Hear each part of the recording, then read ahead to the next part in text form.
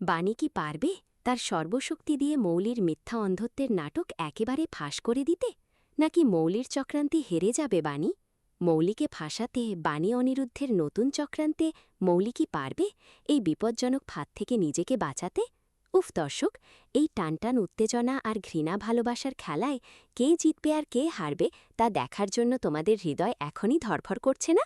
হ্যাঁ প্রিয় দর্শকবৃন্দ, ও মোর দরদিয়া সিরিয়ালের এই পর্বে ঠিক এমনই একটা বিস্ফোরক মোড় এসেছে যা তোমাদের চোখের পাতা এক মুহূর্তের জন্যও বন্ধ করতে দেবে না।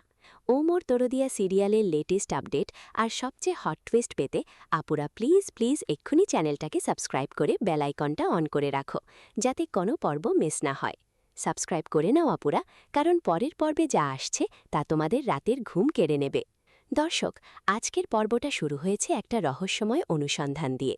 অনিরুদ্ধ আর কুয়াশা মিলে মৌলির ঘরের রিপোর্ট খুঁজছে, মৌলির প্রেসক্রিপশন আর মেডিকেল রিপোর্ট, যেখানে স্পষ্ট লেখা আছে যে সে সত্যিই দৃষ্টিহীন।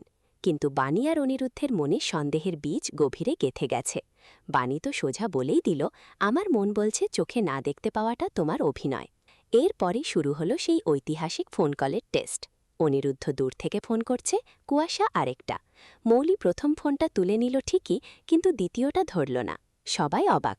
কুয়াশা তো চিৎকার করে বলল, যদি চোখে দেখতেই না পাও তাহলে বুঝলে কি করে যে ফোনটা পাশে আছে? মৌলি চুপ, কিন্তু বাণী আর অনিরুদ্ধের চোখে সন্দেহ আরও ঘনীভূত হয়ে উঠল। এরপর এলো সেই মাস্টার প্ল্যান। বাণী আর মানি একটা নকল সাপ কিনে আনল, অ্যানাকন্ডা সাইজের রিমোট কন্ট্রোলের সাপ। তানিয়া আর বাণী মিলে সাপটা চালিয়ে দিল মৌলির সামনে। মৌলি তো দেখা মাত্রই চিৎকার করে লাঠি তুলে নিল। সাপ সাপ চিৎকারে পুরো বাড়ি কেঁপে উঠল। ঈশানী ছুটে এলেন। বাণী তো হেসে বলল, দেখলে না মা, মৌলি দেখতে পায়, সে অভিনয় করছে। কিন্তু ঈশানী, তিনি একদম ভেঙে পড়লেন। মৌলিকে তিনি মেয়ের মতো ভালোবেসেছিলেন, কিন্তু আজ মৌলির মিথ্যা দেখে তার সব বিশ্বাস চুরমার হয়ে গেল। ঈশানী চিৎকার করে বললেন, তুমি আর কোনো দিন আমাকে মা বলে ডাকবে না, এ বাড়ি থেকে বেরিয়ে যাও। মৌলি কাঁদতে কাঁদতে বলল, মা আমি শুধু তোমার ভালোবাসা চাই, সম্পত্তি চাই না। কিন্তু ঈশানীর রাগ আর কষ্টের সামনে কোনো কথা কাজ করল না। তিনি বললেন, তোমাকে দেখলে আমার রাগ হয়, চলে যাও। মৌলি কাঁদতে কাঁদতে বলল, আমি কি এটা তাই অভাগা যে কোনোদিন মায়ের ভালোবাসা পাব না? ঈশানী তার খাবারও ফিরিয়ে দিলেন। মৌলির চোখে জল, হৃদয়ে ব্যথা, আর বাণী অনিরুদ্ধের মুখে জয়ের হাসি। কিন্তু দর্শক, এই জয় কি স্থায়ী হবে, নাকি মৌলি আবার কোনো বড় চক্রান্ত করে ফিরে আসবে? এই পর্বে প্রতিটা সিন ছিল টানটান। প্রথমে রিপোর্ট খোঁজা, তারপর ফোন টেস্ট, তারপর নকল সাপের ড্রামা, আর শেষে ঈশানীর কঠিন সিদ্ধান্ত। মৌলির অভিনয়ের ক্ষমতা দেখে সত্যি অবাক হতে হয়, কিন্তু বাণীর সাহস আর চতুরতা তো একেবারে প্রশংসার দাবিদার।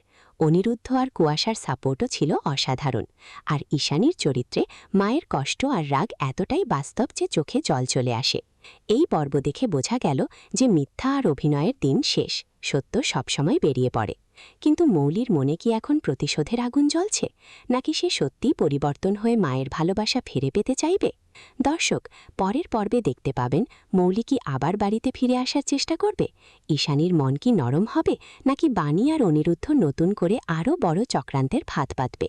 মৌলির চোখের জল কি শেষ পর্যন্ত জয়ী হবে, নাকি রায় পরিবারের আরেকটা বড় বিস্ফোরণ ঘটবে? থাকুন সাথে, কারণ পরের পর্ব একেবারে আগুন। দর্শক, আপনাদের কি মনে হয়, মৌলি কি সত্যিই পরিবর্তন হবে, নাকি আবার চক্রান্ত করবে? কমেন্টে জানান। আমার মতে প্রথমত, বাণীর এই চালাকি সত্যিই অসাধারণ ছিল, সে পুরো পরিবারকে বাঁচিয়েছে। দ্বিতীয়ত, ঈশানীর সিদ্ধান্ত খুবই সঠিক, মিথ্যা কখনো ক্ষমা করা উচিত নয়।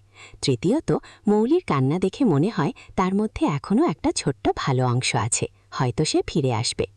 লাইক করে দিন যদি বাণীর জয় দেখে খুশি হয়ে থাকেন। কমেন্টে আপনার মতামত লিখুন, শেয়ার করে আপনার বন্ধুদেরও দেখান। পরের পর্বে আবার দেখা হবে। বাই বাই, টেক কেয়ার আপুরা।